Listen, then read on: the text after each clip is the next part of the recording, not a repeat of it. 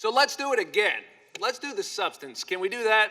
Because we've had a lot of dust kicked up.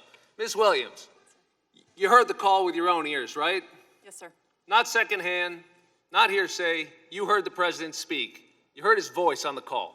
Correct. And your conclusion was what he said about investigating the Bidens was, your words, unusual and inappropriate, I believe. Am I right?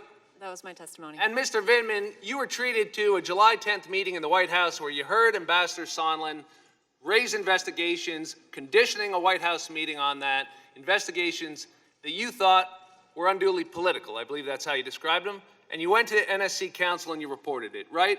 Correct. And then later, you too were on the White House call, am I right? You heard it with your own ears. Correct. Not secondhand, not from somebody else, not hearsay, right?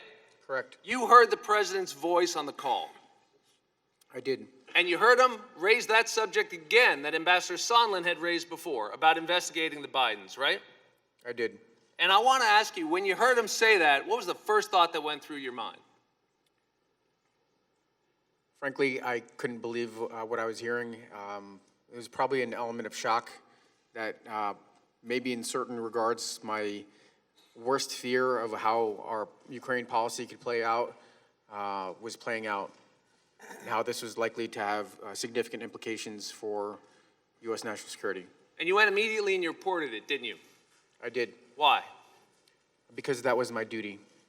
You realized when you came forward out of sense of duty that you were putting yourself in direct opposition to the most powerful person in the world. Do you realize that, sir? I knew I was assuming a lot of risk. And why do you have confidence that you can do that and tell your dad not to worry? Congressman, because this is America. This is the country I've served and defended, that all of my brothers have served, and here, right matters. Thank you, sir. Yield back.